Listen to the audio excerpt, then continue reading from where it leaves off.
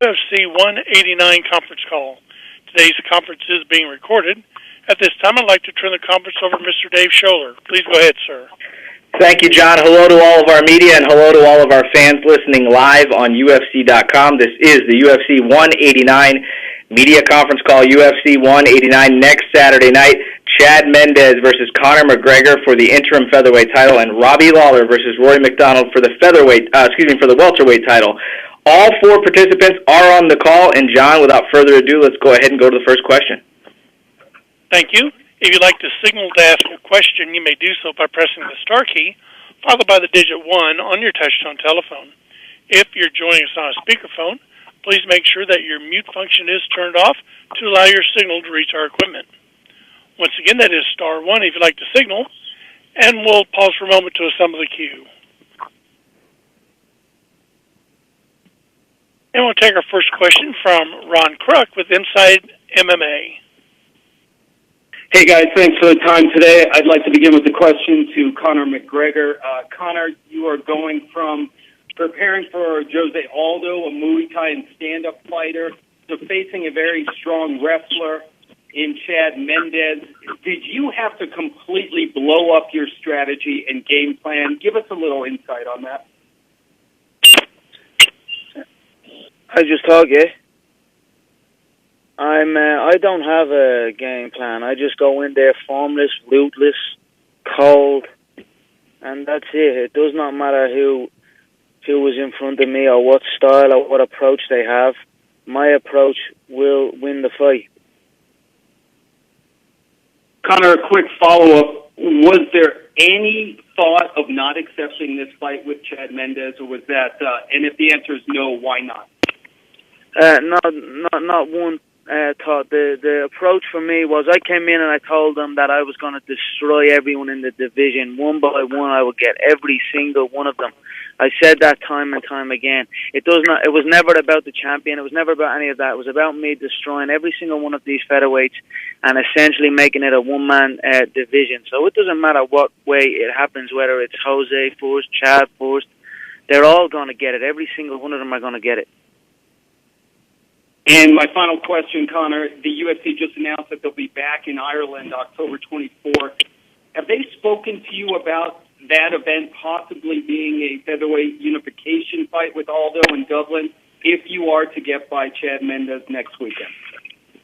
They said,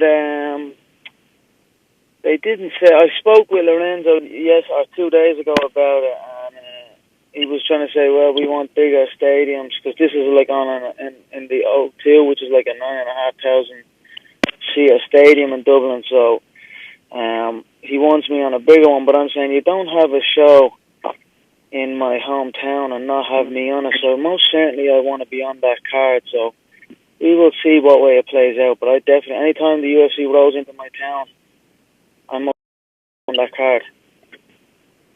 Very good. Thank you. Final question just to Chad Mendes. Chad, once it was official that Aldo was out, how long of a training camp will you have had preparing for Conor McGregor? I've been preparing for Conor McGregor since the first time I've seen this dude fight in the UFC. This is a guy that I knew was, he's going to talk his way up to the top. He beat every person they put in front of him. This is time for me to get in there and do, what I've trained for my entire life, and that's become the champion. I live a healthy lifestyle. I stay in great shape year-round. I never let my weight get too far out of control. And, for me, taking anything on, 3 weeks, this is perfect for me, especially fighting a guy like Conor. This is a guy that, I know I can beat, and I'm going to get in there and I'm going to do that.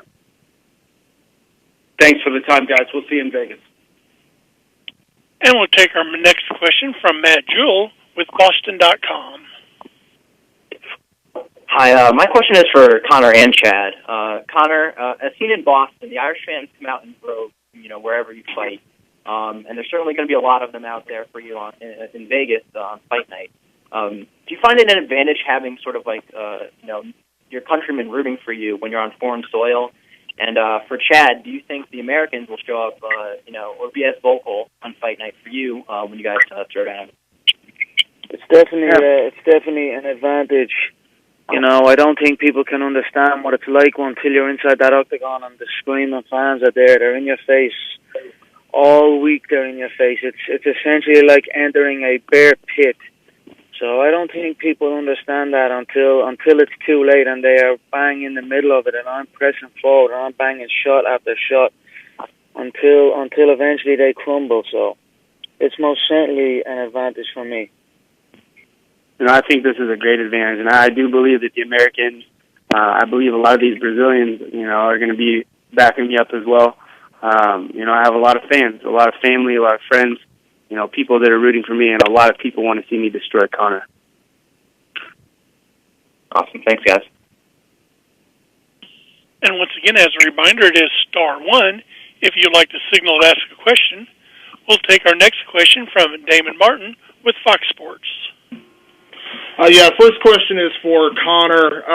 Conor, yesterday we saw the news with Jose Aldo, come out kind of suddenly. But in your own head, had you already thought that Aldo was going to drop out of the fight? Is that something you had contemplated since you heard about the rib injury? I've been contemplating it since long before the rib injury. Long before. As soon as the fight was announced, I've been contemplating it. I knew, like I said before, the eyes never lie, and anytime I looked into that man's eyes, I saw fear, I saw glass. So I anticipated he would not show up, and when he got his opportunity to pull, he pulled. So it's something I expected. But I don't blame the man. I was going to fucking butcher him. Rip him limb from limb. So I probably wouldn't want to face that either. So it is what it is. With that said, you mentioned earlier that, it was never about Aldo. It was about, the title and about, obviously, beating every featherweight out there. But is there some part of you that feels like there is a score to be settled with Aldo when he comes back? 100%. If he mans up, we should most certainly get it on. But I don't know whether he will be back. Like I said, he's gone running, and I don't think he'll be back. So you think that's it? Do you feel like this fight then is for the real featherweight title?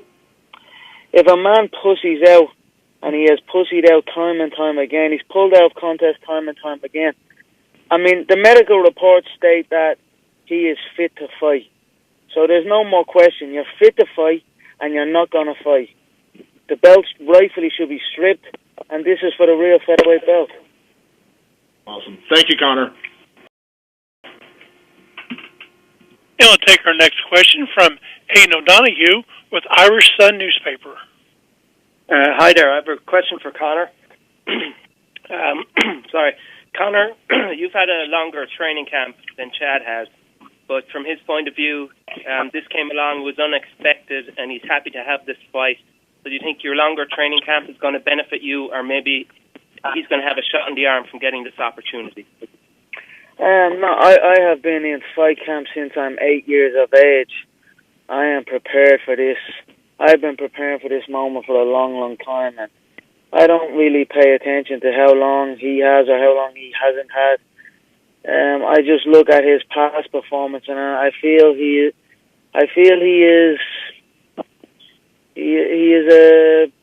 he's in the wrong weight division. I feel he gasses too quick. That's what I see happen. I see exchanges early. I see him gasping for breath, and I see me butchering his facial structure after that until I take the victory. Okay, thanks, Conor. And one question for Chad. Chad, you previously described yourself as Mike Tyson of the division with a mean blast double leg. How do you think your striking is going to compare with Conor's? I think my striking is going to be great. Conor's never faced anyone like me before. I have the athleticism, the strength, the power, the speed, and I have wrestling to put him on his back and finish this fight. This fight is mine. Okay, thanks, guys. And we'll take our next question from Jose Olivar with Sacramento Bee. Thank you. This question is for Chad. Hey, Chad, I know you found out about this fight, fairly recently here, but could you just talk about, so is Dwayne Ludwig going to be in your corner for this fight, or have you been working with him at all to prepare you for this fight? I know it's last minute, but have Have you gotten the chance to work with him, or are you going to work with him at all? No, Dwayne left us. Dwayne lives in Colorado now. Dwayne, he doesn't work at Team Alpha Male anymore. I've been working with new head coach Martin Campman, and I have a great stand-up coach, Joey. We have all these great guys here at Team Alpha Male that I train with every single day. So I have plenty of knowledge and plenty of years in the sport. So I'm feeling good. Gotcha. And so could you just kind of talk about as far as, that when you found out about this fight, I know you talked about how you kind of felt for Frankie Edgar, not being chosen or not being tapped to replace Aldo. Could you just talk about that? Did you feel at all that when you found out that Aldo was injured, did you know that you were going to get a call right away, or was there any doubts in your mind that you were going to get a phone call? No, within the news breaking, within 24 hours, I was in Vegas talking to Dana. So, right away, I knew it was me and Frankie. They're right there at the top. I thought there might be a possibility, but this shot is mine. I talked to Dana, and we made it happen. Told him, give me that contract. Let's sign this baby right now, and we did. So, Frankie, he's a tough guy. He's up there. He's beat some great guys his last few fights. He's right there in the mix. But, I just knocked out a guy that took Aldo 5 rounds in the first round. So I feel like I deserve it. I had fight of the year with him last year. I think a couple small things changed. We even have that fight in the States, and, I possibly win that fight. So, I'm right there. Gotcha. And last question for you. If you do win this fight, what's the plan? Do you want to defend your title if Aldo doesn't get back in time, or do you plan on just waiting for him and kind of unifying the title?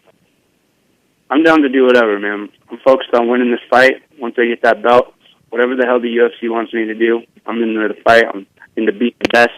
I think a fight with Frankie would be pretty damn fun for the fans to watch. And I'd always Frankie's a guy that I've looked up to and watched fight for a long time. I love his style.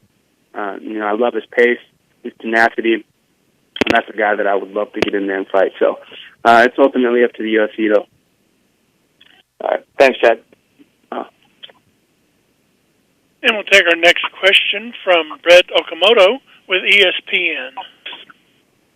Thanks for the time, guys. A couple questions for you, Chad. Obviously, this was a big opportunity. It wasn't one that you were going to turn down. What is the biggest challenge, though, about going into a 5-round, big title fight in Las Vegas, headlining the card on just 2 weeks' notice? Is it trying to get timing? Is it trying to get your cardio up? Is it cutting the weight? What would you say is the single most difficult part about it?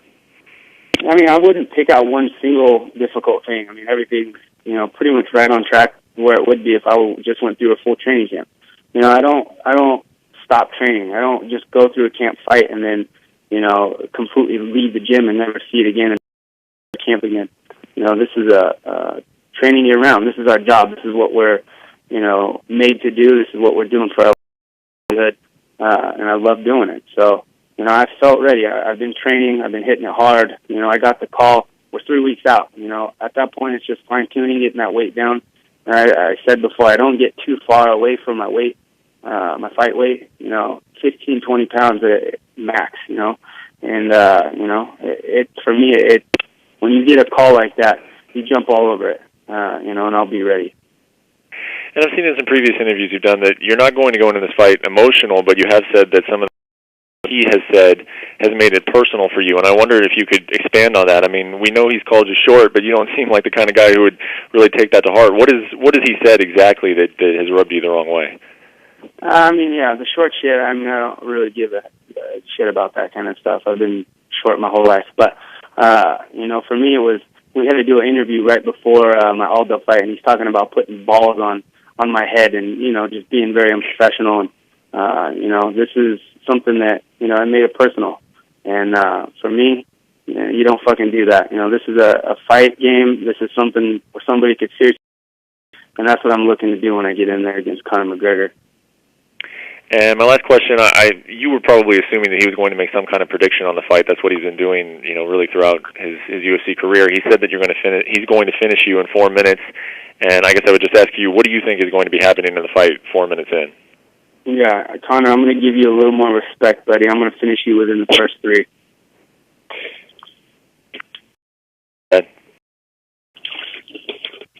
And we'll take our next question from Dave Diebert with Post Media News. Hi, thanks you guys for the time.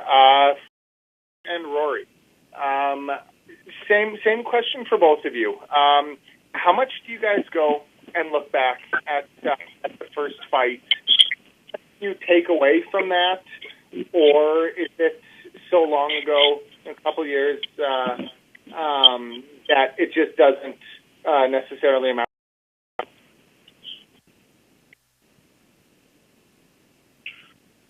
For me, I don't really look at it at all.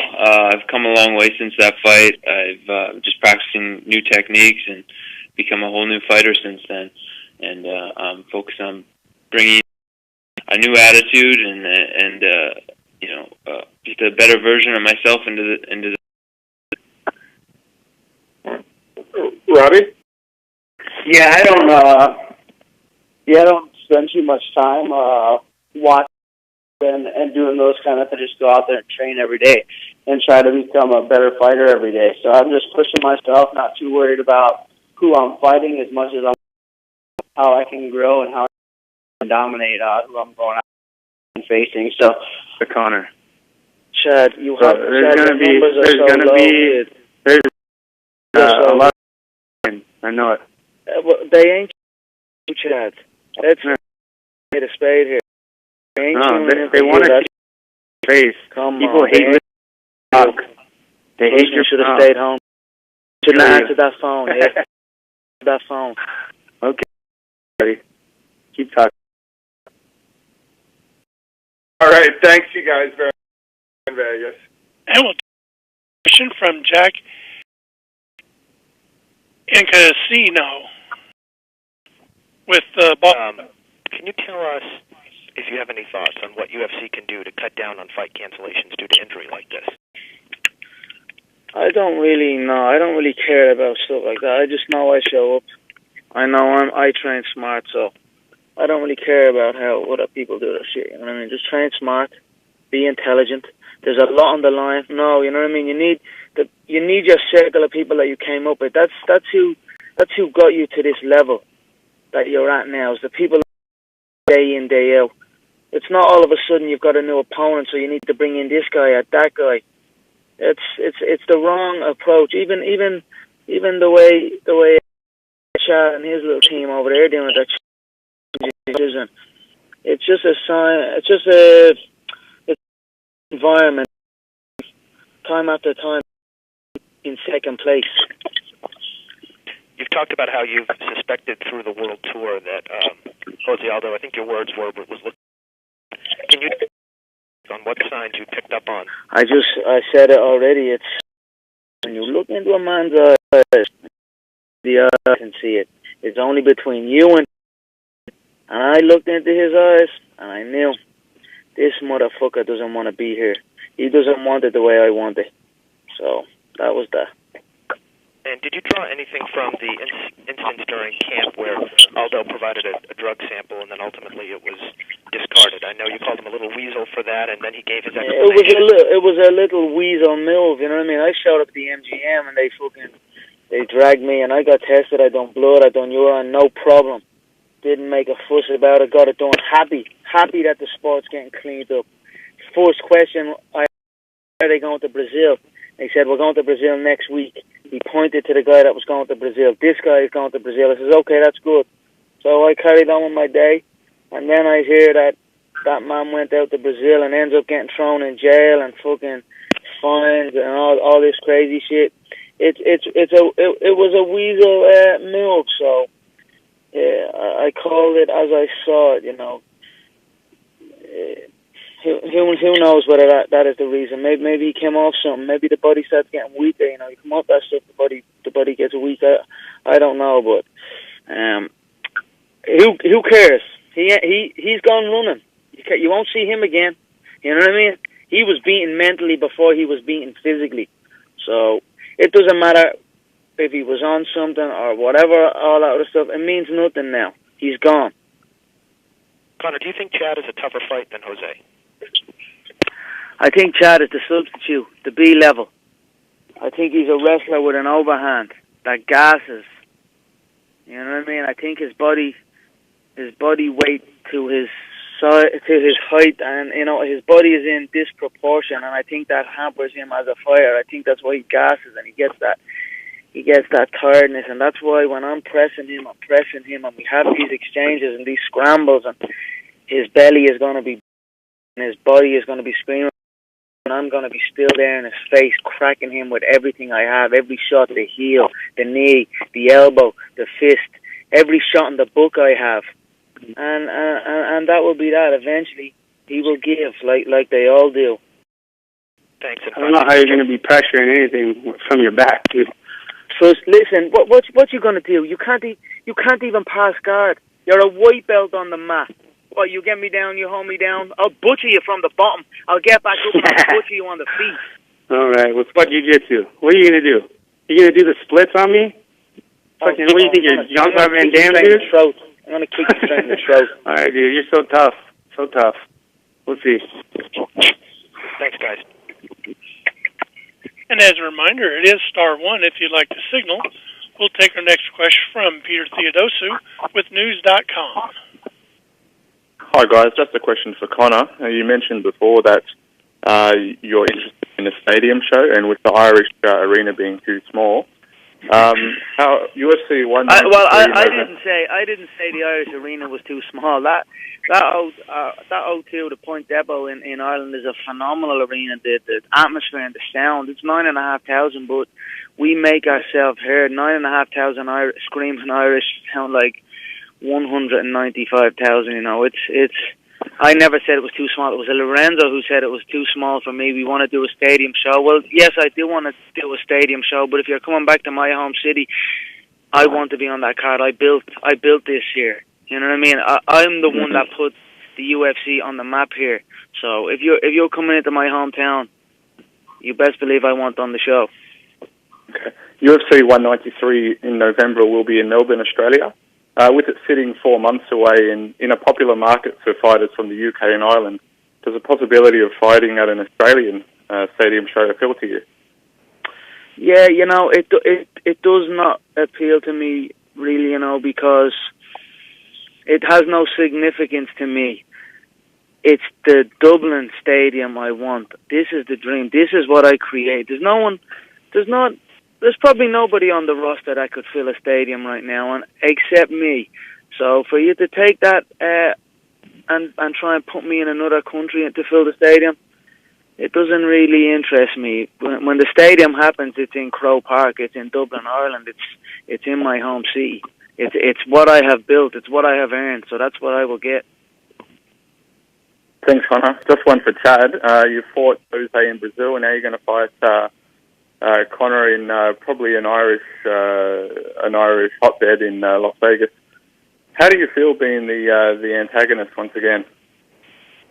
It doesn't bother me at all, man. This is I got a ton of people there coming to this fight, so you know, I'm gonna focus on what I got to do. I'm gonna get in there. It's not like any other fight. You know, I've done it. I've stepped in Brazil and fought Aldo twice there. You know, you shut that out. You have the task at hand. You get in there and get it done. Okay. Thanks, guys. And we'll take our next question from Gus Ryan with Independence IE.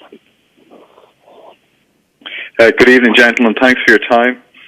First question just to Conor. A lot of the media outlets reporting that you were the favourite against Aldo and you're an underdog against Mendes, and that's probably down to the wrestling of Chad Mendes. A lot of the social media posts, not a lot, but some of the social media posts that have come out from your camp recently have showed you working on your wrestling. How good is your wrestling compared to some of the US fighters who probably do it in college and in high school? I am very confident that if we exchange in any grappling sequence, I have the ability to dominate him. I have my wrestling coach out here, Sergey. He is a multiple-time Moldovan champion. He has been with me my whole career since I'm 15 years of age. I have been training with Sergey. So So he has been with me this whole camp, not just because the opponent change has been Chad. He has been out here since we have arrived in Las Vegas. So my whole team is out here. My team since day one.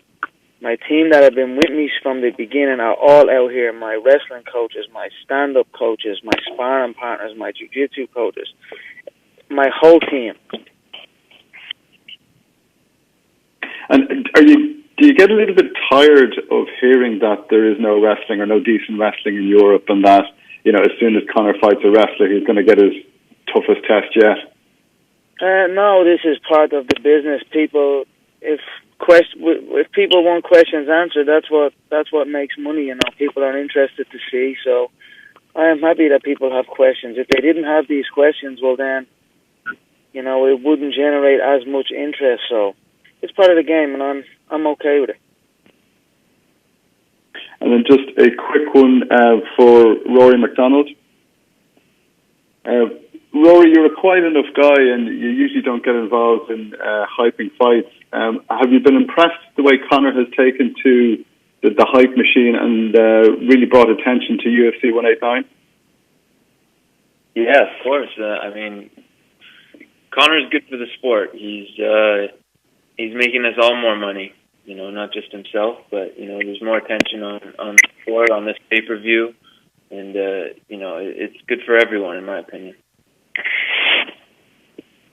And then lastly, Robbie Lawler, it's been said about you that in your training you don't do heavy sparring rounds. Is that the main reason that you've kind of had your second coming in your career? And do you think that's what's wrong with Jose Aldo and his camp, and, you know, that's the problem of why he seems to get injured an awful lot? No, I spar a lot now. Ever since I moved down to American Top Team, I've been sparring, so I've been sparring for the last 2.5 years. That's why I've been able to make my run. I'm healthy. I just think it comes down to people not knowing their bodies, not listening, and having training partners who are beating them up a little bit more than they should. You should have guys you trust, guys who move around, and guys who push you every day, and it's... You have to be smart out there so you can come in healthy, and I think people need to listen to their bodies. Some guys might be working too hard, pushing it too hard, and that's how you get broken down and beat down. Great. Thanks a million, gentlemen. Thanks for your time. And we'll take our next question from Stephen Morocco with USA Today. Hey, Conor. I was wondering if you'd heard any hard numbers on the number of tickets sold to Irish fans, and maybe whether or not there's been any refund requests since the change in card. No, it's the number I believe was 24 to 2,500 from Ireland in particular, but that doesn't factor in the Irish that are living in America and the Irish that are coming in from all other areas of the globe. But I believe 2,500 specifically from the island of Ireland purchased tickets, and like I said, it's the McGregor show. As long as I'm on the show, they will show up, and I look forward to putting on a show for my countrymen. Stephen, this is Dave Schaller. I'm going to chime in there to support Conor in that statement. More than 20% of ticket sales have come from Europe, representative out of Ireland in particular. And at this present moment, there have been no substantial refunds to report. Okay, thank you for that. And then, Conor, a quick follow-up.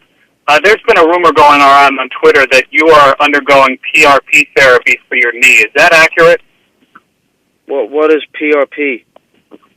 I believe it's stem cell therapy, or it could be platelet-rich plasma. There's a variety of different treatments that go to rejuvenating the knee. No. My body is good. My body is good. Okay. All right, thank you very much. And we'll take our next question from Kill Dansby with Black Sports Online. This question for Conor and Chad. Assuming, you know, Aldo comes back sometime this fall and one of you guys will have to fight him to unify the title, would you be willing to take that fight in Brazil seem he's backed out of his last couple of U.S. appearances, are you willing to then go down there and kind of, take the belt to his home turf and defend it down there, or would you request that he fights in the U.S. or somewhere else like Ireland? Conor, you can answer first. Go ahead. Sorry, what, you found me there? What was the question? Yeah, would you be willing to fight Aldo? If you win the title, would you be willing to go to Brazil to fight Aldo, or would you like to make him fight somewhere else if he's backed out of his It's the McGregor division now. He bottled it. He went running. It's on my call now. So if he wants to come back with his tail between his legs, that's no problem. He can come back. We can do the stadium in Dublin. But it's on my call now. I agree, man. I fought that guy twice in Brazil now. I'll get that belt. I'm fighting that dude in the States this time.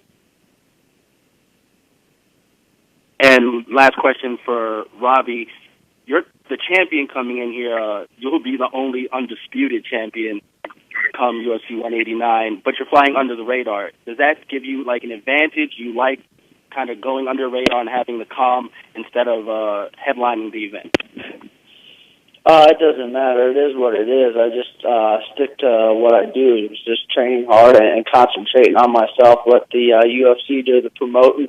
Conor's doing a great job of promoting the fight. Mendes is coming in to fill in, and I think it's going to be a good fight. But I'm not too worried about that stuff. I concentrate on myself. I concentrate on getting my body stronger. I concentrate on getting my mind stronger so that I can go in there and put a show on July 11th and beat somebody up.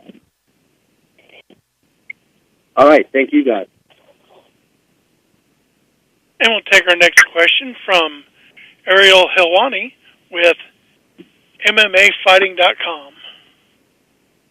Hey, guys. Thanks for the time. First, just wanted to ask Chad a quick question. I know prior to the second Aldo fight, it got a little heated between you two.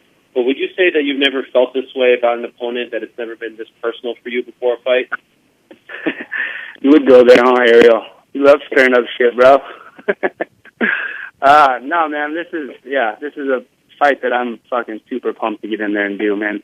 Like I said, 2 weeks notice or a day notice or I have a full fucking camp. I'm not turning this fight down.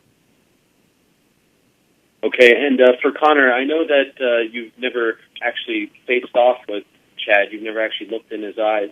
But when you hear that he says that, he was annoyed and disrespected by your comments on that UT Sports show, which was almost a year ago. Do you think that you're in his head? Do you think that this is a man that's treating this fight too personally, that's too emotional about it? I don't really care about that. We're too close to the fight. None of this. It doesn't really matter. But I can hear a quiver in his voice there. I feel when it comes down to it and the shots are exchanged, I see him more as an athlete than a fighter, so I feel he will break in there. It doesn't matter whether the build-up has happened or not. We will get in there and he will break. Nope. Thank you. And we'll take our next question from Isaac Nowrozi with the Roar. Hi, I've got a question for Robbie Lawler. The first time you fought McGregor, it was a split decision win. I know you said that it doesn't matter, but how important is it for you to get a more fight? Could you repeat the question, please? Okay, last time you fought Rory, it was a split decision win. I know you said that fight's in the past, but is it important for you to get a more decisive victory over him this time? Yeah, I think that's always the plan. It's one thing I want to do. I want to go out there and finish people. I don't want to go out there and leave it up to the judges. I want to get in their face, either get a submission or knock somebody out. That's how I fight. I don't want to leave it up to the judges. So, yeah, I want to put a stamp on this fight. Awesome, man. And a quick question for Rory, if you could, kind of answer that. You lost the first fight. Is it important for you to come in and kind of prove that you're a different fighter now than you were then? I'm not really trying to prove anything. I'm just, I believe I have a new attitude. I've come a long way, and I feel at my best right now, and I'm just going to go in there and show that to the world. I'm just going to perform, and the rest will take care of itself. And a quick one for Conor. But Chad predicted that he would finish you in 3. I know you love your predictions. Do you have a prediction for this fight? If you had been listening, I said 4 minutes into the first round, he will be unconscious. Thank you very much, guys. We'll take our next question from Lee and Ducey with Fairfax Media. Question for Conor. Conor, Chad has, I guess, questioned your mental fortitude. You said that you have quit in you, referencing your last submission loss in 2010. I mean, do you rate those sort of comments considering that you've come a long way in the last 5 years? No, I do not. I do not rate them. I know my growth, I know my work ethic, and I know where I have come in this game. And now I am in a position where I am invincible. Thanks. And also, just with regards to, I mean, you're fighting for the interim belt. In a way, this might give more ammo to the people, I guess, that don't like you out there. They will say that, okay, fine, you're the interim champ, but you've just beaten a guy with no disrespect. They'll always say something. Let me tell you, because you sound like one of them people. They'll always say something to try and discredit what I'm doing here. There's always going to be a question. The wrestler, you know, every fight there's a question. You know, now it's the wrestler question, you know. But no matter what happens, and now you're talking, there's going to be the interim question. Then when I smoke Chad, he's only had 2 weeks, and there'll always be something to try and discredit me. But at the end of the day, cash beats credit every day of the week, and that's what I'm here for. I'm here to shut this man down, break that pay-per-view record, and cash them big fat checks, and fuck everybody that's doubting me. Question for Robbie. Robbie, it's your first title defense. How do you feel about? I mean, you're flying under the radar, but in terms of the promotion, it's almost like the first defense of your career is somewhat of an afterthought. How do you feel about that? Does not bother me at all. I don't care if I'm the first fight, the last fight. I'm going to go out there and showcase my skills.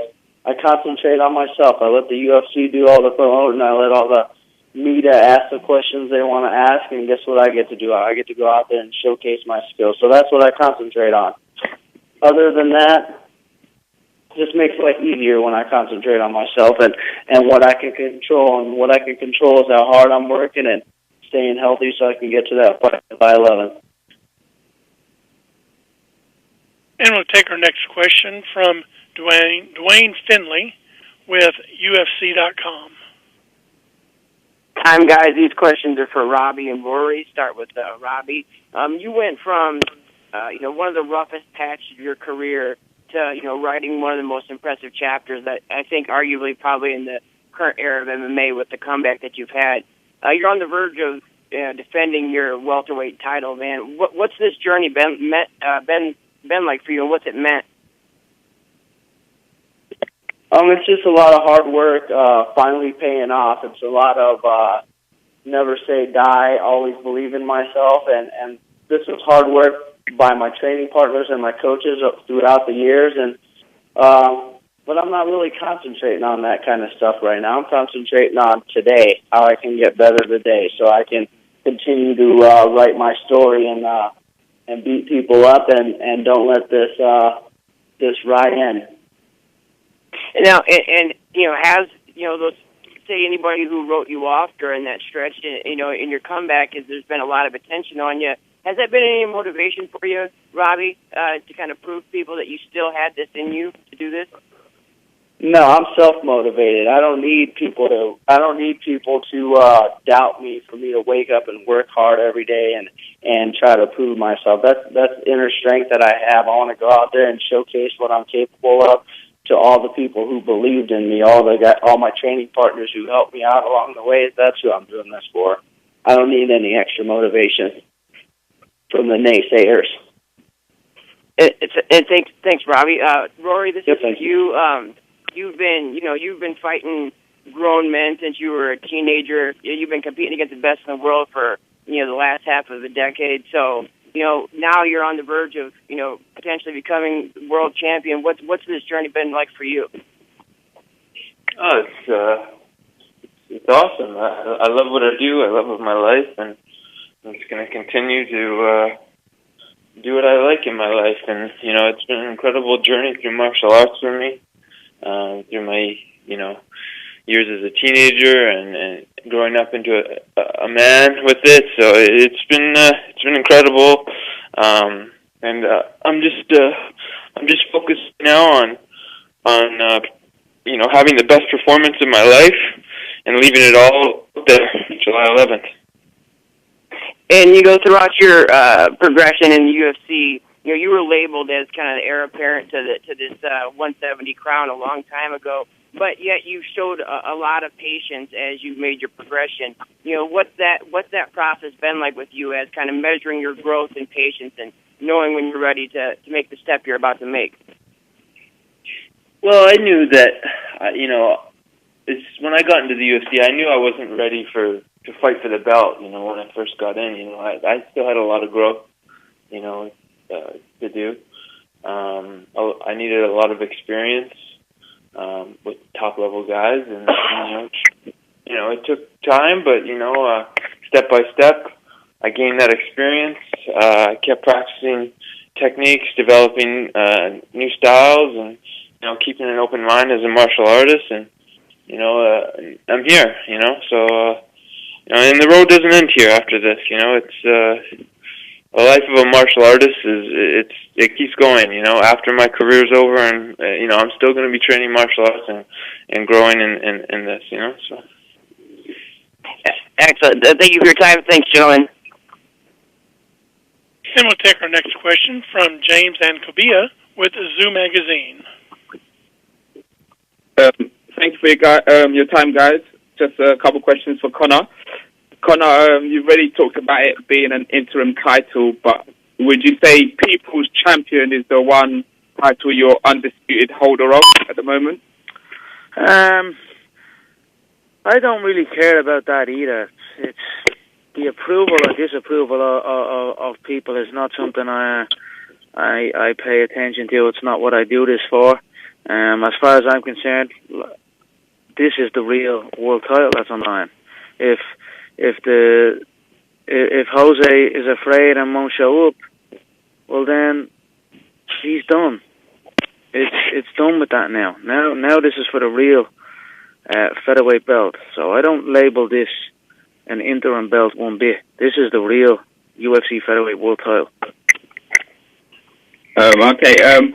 Arnold Schwarzenegger has recently come out and said you're probably one of the greatest athletes around. When the Terminator co-signs you, do you care about that? He's half robot. Does that officially make you the baddest man walking around on the planet? Arnold's an absolute legend of a man. I mean, his story, he came over to the United States of America absolutely butt naked. He couldn't even speak a lick of English. He became a Hollywood megastar. He became governor of California. And if he could speak, or if he was full breed American, he'd probably be president right now. So that man's an absolute legend, and he knows what he's talking about when he's talking about me. So it's an honor to hear them words from my friend Arnold. Thank you. Just a question for you, Chad. How important is it for you to be the first man to shut Conor McGregor's mouth in the UFC? This is huge, man. This is, like I said, this is a fight I don't turn down. I got the offer, and I said, give me that contract right away. So, this is a huge, huge opportunity. I'm not turning it. And at this time, I'd like to turn the conference back over to Mr. Dave Scholler for any closing remarks. Thanks, John. That does wrap up today's call. Before we go, I want to thank Chad, Conor, Robbie, and Rory for joining us. Also want to run through a couple of key initiatives taking place over the next few days so everyone's aware. Tonight on ABC, Ronda Rousey on Jimmy. She'll be talking about UFC 190 as well as International Fight Week. And then tomorrow on Conan, airing live tomorrow, Conor McGregor. He's in LA now taping, so that'll air tomorrow on Conan O'Brien on TBS. In addition, we have some media events to announce for you. Wednesday, July 8th, we'll have our official UFC 189 open workouts. They will start at 1 p.m. Studios A and B at the MGM Grand. It is free and open to the public. It features Mendes, McGregor, Lawler, and MacDonald. Then Thursday, July 9th, starting at 11 a.m. Again, that's 11 a.m., different from our normal 1 o'clock start time. We'll have our UFC 189 and Tough Finale press conference. That'll start at 11 a.m. Cog Theater at the MGM Grand. And last but not least, head on over to UFCFanExpo.com. We just announced today the names of all the attendees of the UFC Fan Expo, everyone from Daniel Cormier to John Dodson to Dominic Cruz to Ariane Celeste, Bruce Buffer, CM Punk, and so on and so forth. So a great list of names. That's available at UFCFanExpo.com. See everybody real soon. UFC 189 draws closer next Saturday night, live on pay-per-view. Have a good day. That concludes today's conference. Thank you for your participation.